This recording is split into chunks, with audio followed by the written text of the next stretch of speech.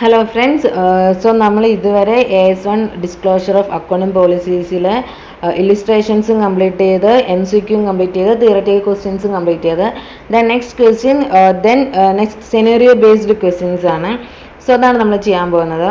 First one, state whether the following statements are true or false, also given reason for answer. ഈ question important ആണ്.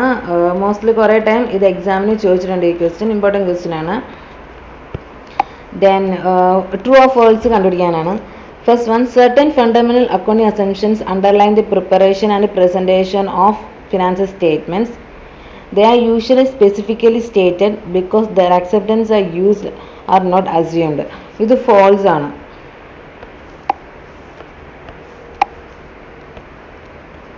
Because fundamental accounting assumptions finance statement prepare ചെയ്യാൻ വേണ്ടി fundamental accounting assumptions എടുക്കുന്നുണ്ട്. So GCA going concern accrual consistency അത് നമ്മൾ follow ചെയ്യുന്നുണ്ട്. അത് follow ചെയ്യുന്നുണ്ടെങ്കിൽ അത് സ്പെസിഫിക്കലി നമ്മൾ എടുത്ത് പറയേണ്ട ആവശ്യമില്ല. അത് ഓൾറെഡി അസ്യൂംഡ് ആണ്. അത് ഫോളോ ചെയ്യുന്നുണ്ട്. So there is no need to specifically stated because the acceptance are use are assumed. അതാണ് ആൻസർ. ഫോൾസ് ആണ്. സോ ആൻസർ ചെക്ക് ചെയ്യാം നമുക്ക്. False. As per AS1 disclosure accounting policy, certain fundamental accounting assumptions underline the preparation and presentation of finance statement. They are usually not specifically stated because the acceptance the user assumed. Disclosure necessary if they are not followed. അത് fundamental accounting assumptions follow ചെയ്തില്ലെങ്കിൽ മാത്രം എന്ത് മതി, disclosure ചെയ്താൽ മാത്രം മതി.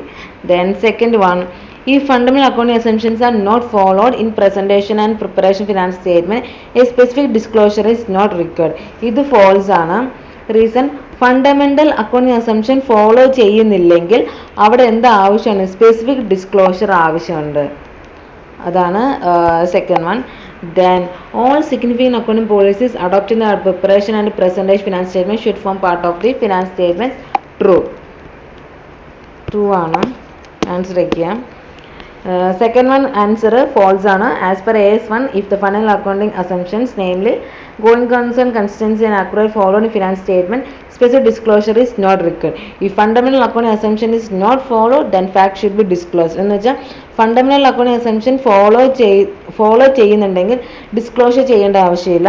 Fundamental accounting assumption follow ചെയ്യുന്നില്ലെങ്കിൽ ഫാക്ടോട് disclose ചെയ്താൽ മതി. Then third one, to ensure proper understanding of finance statement, it is necessary that all the significant accounting policies adopted in the preparation and presentation of finance statement should be disclosed. ഒരു finance statement പ്രോപ്പറായിട്ട് understand ചെയ്യണമെങ്കിൽ എല്ലാ accounting പോളിസീസും finance സ്റ്റേറ്റ്മെന്റിൽ adopt ചെയ്യണം.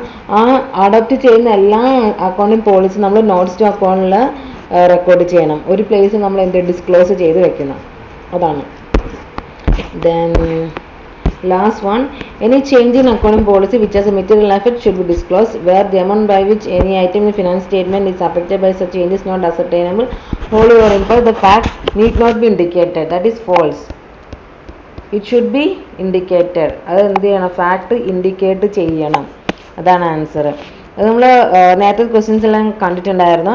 Material effect, current പീരീഡിൽ എന്തെങ്കിലും material effect ഉണ്ടെങ്കിൽ effect current period disclose ചെയ്യണം. അത് കറണ്ട് പീരീഡ് അസർട്ടൈൻ ചെയ്യാൻ പറ്റുമെങ്കിൽ അത് ഫ്യൂച്ചർ പീരീഡിൽ അസർട്ടൈൻ ചെയ്യാൻ പറ്റുമെങ്കിലും അത് കറണ്ട് പീരീഡിൽ എന്ത് ചെയ്യണം, കറണ്ട് പീരീഡിലും ഡിസ്ക്ലോസ് ചെയ്യണം ആ fact. False, any change in the accounting policy which has a material effect in the current period or which is reasonably expected to have material effect in later period should be disclosed. Where such amount is not ascertained wholly or part, the fact should be indicated. Then next question, simple question ആണ്. Give examples of areas where accounting policies adopted could be different for different enterprises. Would there be any adverse impact due to the adoption different policies, and if, how does accounting standard one seek to address it? Examples എന്ന് വെച്ചാൽ inventory valuation, FIFO വെച്ചിട്ട് average method, the depreciation, SLM, WDV, അത് ഓരോരോ policies ആണ്. Then next question, important ആണ്. ABC Limited was making provision for non-moving inventories based on issue for last 12 months up to 31st March 2000 2000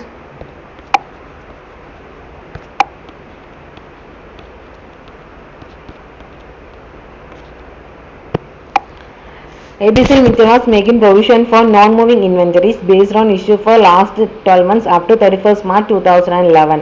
Non-moving inventories എന്ന് വെച്ചാൽ it is not continue to sell or not continue to use it. അത് നമ്മൾ continuously cell ചെയ്യുന്നില്ല, continuously use ചെയ്യുന്നില്ല, അതാണ് non moving inventories എന്ന് പറയുന്നത്. So non moving inventories provision create ചെയ്തിട്ടുണ്ട് ABC ലിമിറ്റഡ് എന്ന കമ്പനി ലാസ്റ്റ് 12 months ആയിട്ട് up to 31st March 2011. The company wants to provide during the year ending 31st March based on technical evaluation. So company technical കുറേ ടെക്നിക്സിനെ appoint ചെയ്ത് അവരുടെ ഇവാലുവേഷനിൽ provision കൊടുക്കാമെന്നും പറഞ്ഞ് company തീരുമാനിച്ചു. So details ആണ് താഴെ പറയുന്നത്. നേരത്തെ provision for non moving inventories ആണ്. ഇപ്പോൾ ദിസ് കറന്റ് പീരീഡിൽ അവർ എന്താ ടെക്നിക്കൽ ഇവാലുവേഷൻ ബേസിൽ പ്രൊവിഷൻ ക്രിയേറ്റ് ചെയ്യാമെന്ന് പറഞ്ഞു. Then datas total value of inventory 100 lakhs, provision recovered based on 12 months issue 3.5 lakhs, provision record based on technical evaluation 2.5 lakhs. Does this amount to change in accounting policy? Can the company change the method of provision? ഇത് accountant പോളിസിയിൽ എന്തെങ്കിലും change ഉണ്ടാവും എന്നാണ് പറയുന്നത്. ഇത് ICAIയുടെ answer ബേസിൽ ഇതിന് answer പറയുന്നത് എങ്ങനെയാണെന്ന് വെച്ചാൽ, നേരത്തെ provision for non moving inventory 3.5 lakhs, provision on technical evaluation 2.5 lakhs, അവിടെ 1 lakh ഡിഫറൻസ്. അത് മെറ്റീരിയൽ എഫക്റ്റ് അല്ല, ഇറ്റ് ഈസ് നോട്ട് മെറ്റീരിയൽ എന്നാണ് ICAI ആൻസർ കൊടുക്കുന്നത്. സോ നോട്ട് മെറ്റീരിയൽ ആണ്, not material. It is does not amount to change in accounting policy. അവിടെ accounting പോളിസിയിൽ change ഒന്നും വരുന്നില്ല. അവിടെ വന്ന് 3.5 lakhs to 2.5. നേരത്തെ provision for non moving inventories changed the provision for non-moving inventories to provision on technical evaluation.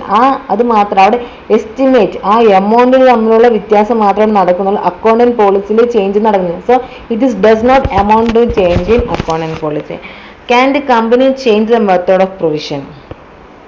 So ഇതെങ്ങനെയാണെന്ന് വെച്ചാൽ, നേരത്തെ 100 ഉണ്ടായിരുന്നു, 100 ആയിരുന്നു ഇൻവെന്ററി വാല്യുവേഷൻ.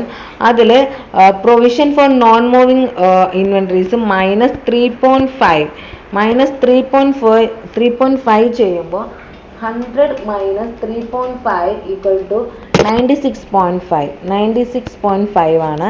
ദെൻ അവിടെ എന്തോന്ന് 96.5 വന്ന് ദെൻ അത് ഇപ്പോൾ ടെക്നിക്കൽ ഇവാലുവേഷൻ വെച്ച് ചെയ്യുവാണെങ്കിൽ -2.5, ദാറ്റ് ഈസ് ആൻസർ 97.5. ഇവിടെ പഴയ മെത്തേഡ് എന്ന് വെച്ചാൽ provision for non moving inventory use ചെയ്യുവാണ്, അപ്ലൈ ചെയ്യുവാണെങ്കിൽ അവിടെ എന്തുണ്ടാവുന്നു, 1 lakh പ്രോഫിറ്റ് കുറയും. കാരണം ഇൻവെന്ററി വാല്യുവേഷൻ 96.5 ആണെങ്കിൽ അവിടെ 1 lakh കുറയും, കാരണം അവിടെ ഇൻവെന്ററിയുടെ വാല്യൂ കുറഞ്ഞു കൊടുക്കുക. ദെൻ 97, കാരണം ഇവിടെ ഇപ്പോൾ നമ്മൾ ടെക്നിക്കൽ ഇവാലുവേഷൻ 97.5 ആയിട്ട് കൺസിഡർ ചെയ്ത് ലാസ്റ്റ് പീരീഡിൽ provision for non moving inventory 96.5. So അതിലുള്ള അത് തമ്മിലുള്ള difference 97.5 - 96.5 equal to 1 lakh. So inventory കുറയുമ്പോൾ എന്തും കുറയുന്നുണ്ട്, പ്രോഫിറ്റും കുറയുന്നുണ്ട്. സോ 96.5 സോ 1 lakh കുറയുന്നു ഇൻവെന്ററി. സോ പഴയ മെത്തേഡ് എന്ന് വെച്ചാൽ പ്രീവിയസ് ഇയറിൽ അപ്ലൈ ചെയ്ത മെത്തേഡ് കറണ്ട് ഇയർ അപ്ലൈ ചെയ്യുവാണെങ്കിൽ 1 lakh കുറഞ്ഞു വരും എന്നാണ് ഉദ്ദേശിക്കുന്നത്. ദെൻ നമുക്ക് ആൻസർ ചെക്ക് ചെയ്ത് നോക്കാം. The 8th one, accounting policy of a company may require provision on non-moving inventory should be made. Inventory provision for non-moving എന്ത് ചെയ്യണം, ഡിസ്ക്ലോഷർ ചെയ്യണം, അല്ല അതിനൊരു പ്രൊവിഷൻ ക്രിയേറ്റ് ചെയ്യണം. The method of estimating the amount of provision may be changed in case more prudent estimate can be made. The decision of making provision for non-moving inventories on the basis of technical evaluation does not amount to change in not provision for non-moving inventories to technical evaluation വരാൻ നേരത്തെ അവിടെ accounting പോളിസിയിൽ change, അവിടെ change in estimate ആണ് നടക്കുന്നത്, change in estimate.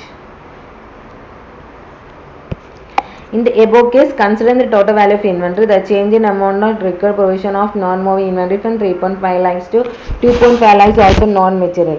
ഇത് ICAIയുടെ answer ആണ് non material. It is depends on the company. So ICAI നമുക്ക് നോട്ട് മെറ്റീരിയൽ എന്നാണ് ആൻസർ പറയുന്നത്. സോ അതുകൊണ്ട് നമുക്ക് ഫോളോ ചെയ്യാം.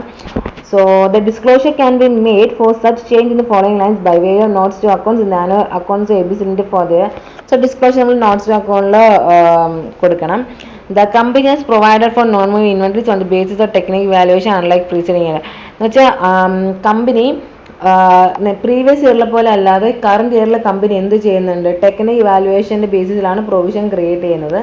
And the same method been followed as the previous year. The profit for the year and the corresponding affecting year and net loss would have been lower by 1 lakh. അതാണ് ഇപ്പോൾ അത് 97.5 ആണ്. Current ഇയറിലെ 96.5 follow ചെയ്യുകയാണെങ്കിൽ ഇപ്പോൾ അവർ എത്ര loss ഉണ്ടാവുന്നു, 1 lakh loss ഉണ്ടാവുന്നു. കാരണം 96.5 നിന്ന് 96.5 വരാൻ നേരത്തെ അവിടെ 1 ലാക്ക് ഇൻവെൻട്രിയും കുറയുന്നു, 1 ലാക്ക് പ്രോഫിറ്റും കുറയുന്നു. ഇത്രേ ഉള്ളൂ. ഇമ്പോർട്ടൻറ്റ് ക്വസ്റ്റ്യൻ ആണ്. സോ AS1 ഇത്രേ ഉള്ളൂ. ICS elementary question compulsory to work out. Important question, practical question 6th, then 8th, then illustrations 1 and 2 അതെല്ലാം ഇമ്പോർട്ടൻ്റ് ആണ്. ഈസി ചാപ്റ്റർ ആണ്. 30 മിനിറ്റ്സോടെ നമുക്ക് റിവൈസ് ചെയ്ത് തീർക്കാൻ പറ്റും. Okay, thank you guys. എന്തെങ്കിലും ഡൗട്ട്സ് ഉണ്ടെങ്കിൽ കമൻറ്റിൽ പറഞ്ഞാൽ ഞാൻ റിപ്ലൈ തരുന്നതായിരിക്കും.